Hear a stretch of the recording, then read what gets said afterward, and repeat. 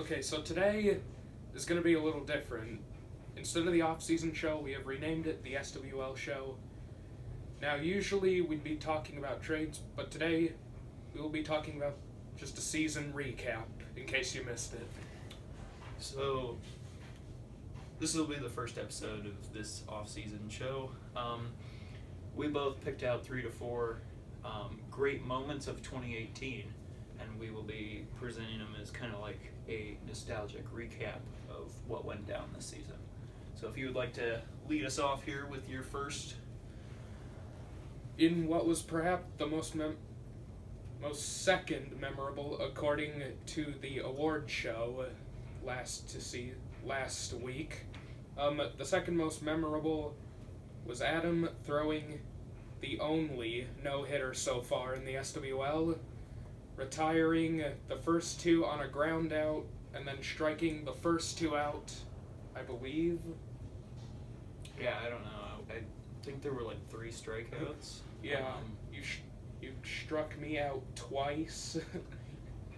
The last 2 outs were a fly out and a ground out. Yep. Or 2 flyouts.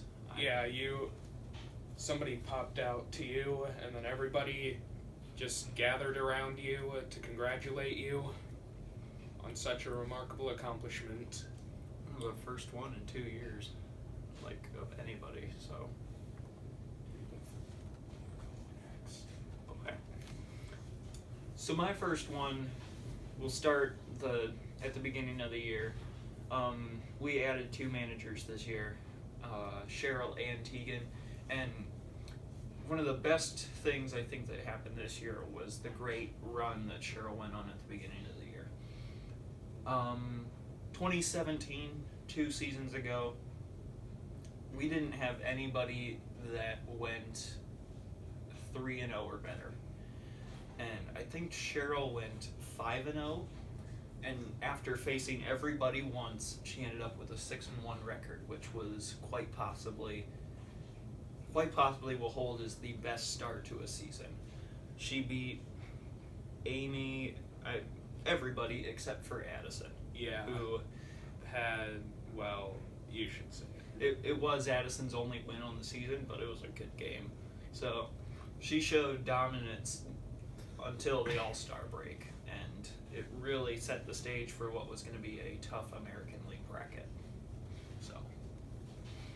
Alright, so my next one is the one that I don't really like to talk about. Addison finally did it. Her first career home run after I threw one of the slowest slow curves of all time, and she hit it deep to right center field for a home run. Now, let me explain something. People think that, well, why do you not like to talk about it if you got excited when it first went over? Well, you see, I didn't really realize that I was the one who gave it up until, like, after the game was over. And now I think about it every day. Yeah. It was less about who gave it up in the moment. It was more like, oh, wow, she just hit a home run. And that's coming off of, I think, a good month and a half of her hitting balls to the wall. But yeah, I would feel that if I gave up that home run as well, though, it would be severe depression. But it was going to happen. So, and the next one I do not like to talk about, so he's going to talk about it. So, 2017, you had a marvelous World Series performance that gave you the victory, and I think along the common theme of depression, I got a little bit in that moment. But going into the postseason this year, we really did not know what to expect. If you recall, 2017, Joey won the World Series. Amy finished with 3 wins and was the only one to miss the playoffs. This year, they faced off in the division series during Death Week, what we like to call, which is just a bunch of single elimination games. And she came out guns blazing. She had a really strong pitching performance, only gave up 2 runs all game, and then In the second or third inning, she helped her own cause with the 3-run home run that propelled her into the championship series to face Cheryl. So it was a great moment. Roll film if you want. But yeah, great moment. Just a good accomplishment for Amy and an unfortunate event for Joey. So yeah. The next one will be our first ever tournament, all the way out in, well, I cannot remember the name of the city. Farley? Yeah. Okay. Yeah, Farley, Iowa. To drive like 2 hours to get there, but it was all worth it. The first game, well, I said I would have donated $100 if I had hit a home run in my first at bat. I came close, but that did not happen. It was the wind. And then maybe I could do it my second at bat. No, I popped out to the pitcher. But then in my third at bat, finally, my first hit as a professional, I sent it a liner over the right field wall for a grand slam. And not only that, but Adam threw the pitcher's dream, a perfect game. Yeah. It was a great tournament. There was a lot of wind that day, so I feel like you would have had more home runs. And then the second game, I had to pitch. It took me a while to get used to the distance thrown and most likely the wiffle balls because I'm used to blitz balls. So I walked 4 batters in a row. However, I did not give up a hit. The second inning, same thing, and then the third inning, same thing. I did not realize I had thrown a no-hitter until after the game. And finally, when it was 1-1, bases were loaded, Adam drew the walk to win the game. Yeah, it was a great day. Finished second, and yeah, it was just tough competition there. It was high speed. So we competed in another tournament down in Coralville. This was the Wifflin for Wishes tournament. Some guys from Minnesota, part of the HRL, I think, came down to host a tournament for the Make-A-Wish Foundation, and we played in that one. That one we brought Jace from our league. Amy and Addison even got in on the action. A lot of support for us to go down there. We had a lot of fun. We met some good wiffle ballers. Let's see. We had a good first round of the playoffs where we ended up winning 5-1 off of a good couple of RBI singles. Yep. Yeah, and we finished 4th out of all of them in that tournament, so it was a good day, some good competitions. It's a new rule package that we had to adjust to, but in the end we were pretty good competitors. And now, let's get right to the pennant race again.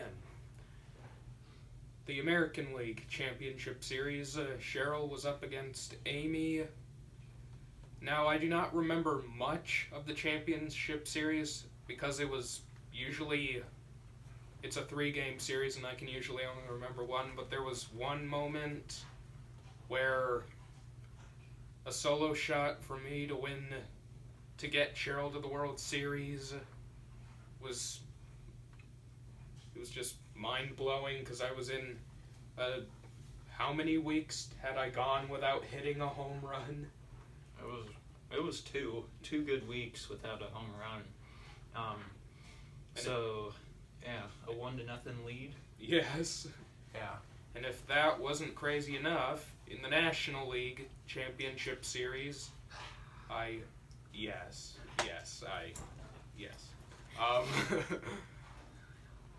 Chris Hyde, my father, was it you who... Oh yeah, it was me. So, what? The walk-off grand slam to get Tegan to the World Series. Yeah. A real-life Chris Chambliss moment there. Yeah, it was good for both of them, and it was a little saddening on the inside, but You know what? It'll happen that way sometimes. So with Cheryl and Tegan advancing to the World Series, that brings me to my last point, which is the actual World Series and some of the amazing things that happened within that. Game 1, nobody knew about this until the very end when we recapped all of it and did the statistics. Tegan threw a no-hitter in Game 1, the second career no-hitter of anybody in the SWL, first in the postseason, let alone the World Series. A real Don Larson moment. It was a walk away from a perfect game, similar to the one I had mid-July. Yeah, you walked Addison. Yeah. But yeah, he won that game. I think it was somewhere like 5 or 6-0. Just a good offensive performance as well.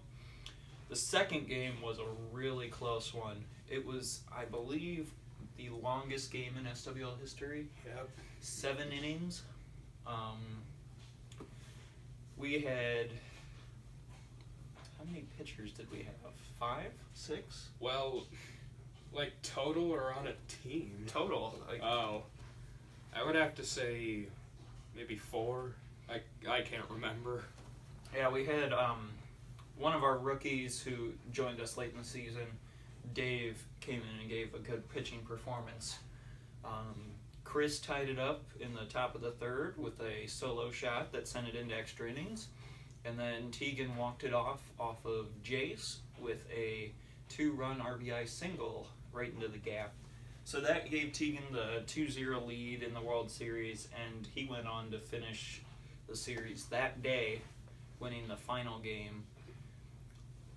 Like something like 7-5 or something like that. It was a close game that way too. But the first 2 games were really just outstanding performances by Tegan and by both teams. So that's why he also is the SWL World Series hero. So, yeah. Thanks for watching our first episode of the SWL show. We will have various topics throughout the off-season. We hope to get it up weekly. Yeah, anything else you want to say? Bring back the Expos. Very good. We'll leave it at that. Subscribe.